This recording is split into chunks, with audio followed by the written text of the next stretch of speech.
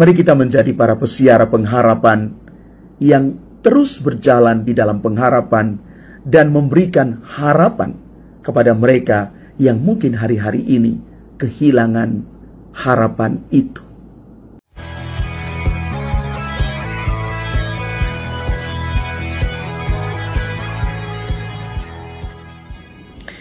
Salam Bapak Ibu, Saudara dan Saudari, sahabat-sahabat Garam Dunia yang terkasih.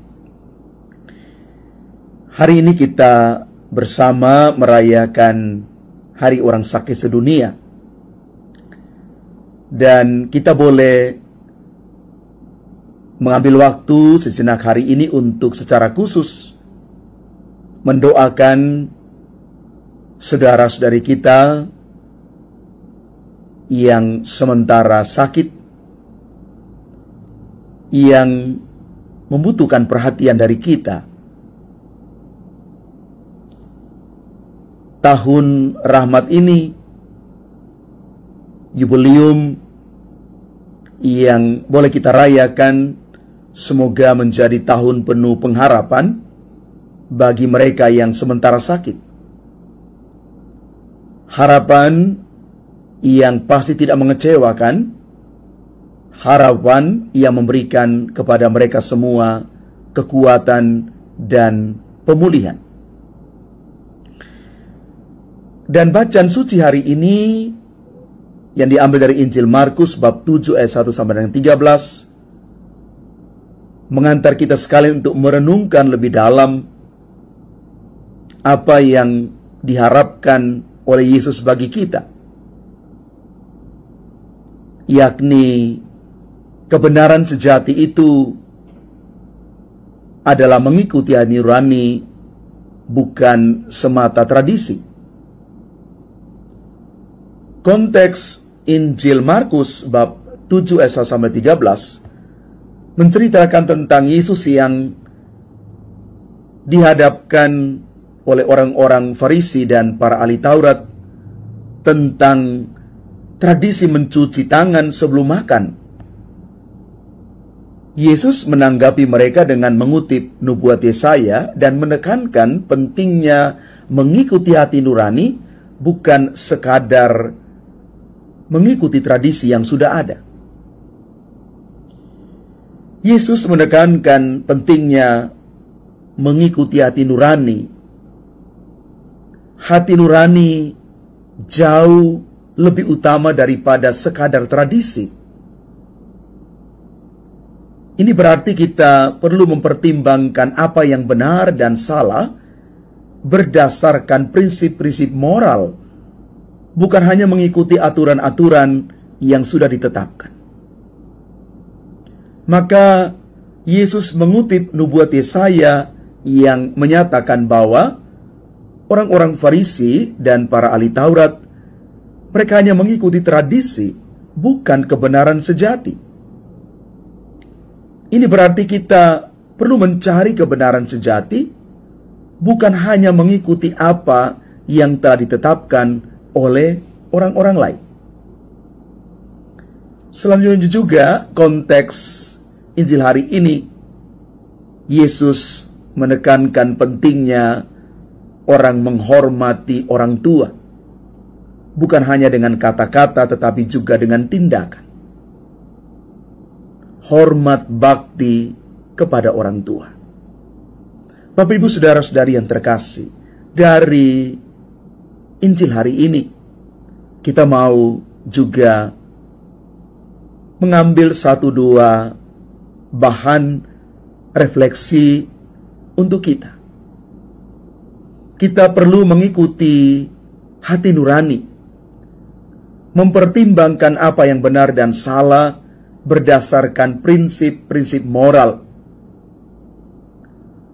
bukan hanya sekadar mengikuti tata aturan yang ada. Dan semoga hati nurani kita ini mengarahkan kita kepada kebaikan dan kebenaran. Kita terus mencari kebenaran sejati yang memerdekakan kita, yang menyelamatkan kita, dan kebenaran itu menuntun kita kepada kebaikan. Dan pada akhirnya kita juga diajak untuk menghormati orang tua dengan cara yang lebih nyata. Bapak, Ibu, saudara-saudari yang terkasih, kadang-kadang ada orang yang bertanya demikian, Romo, kalau seandainya kita dituntut untuk menghormati orang tua, apakah bisa orang tua juga perlu menghormati anak-anak? Saya kira ini pertanyaan yang perlu juga kita lihat, bahkan perlu kita refleksikan bersama. Hormat pada orang tua dan juga sebaliknya orang tua kepada anak-anak, saya kira ini penting. Maka apapun yang kita lakukan yang terbaik, termasuk rasa hormat kita pada orang tua, menunjukkan sikap bakti kita pada mereka. Tetapi juga para orang tua yang terkasih, mari kita juga memberikan rasa hormat kita, apresiasi kita, cinta kita pada anak-anak. Anak-anak yang adalah mahkota dari setiap perkawinan.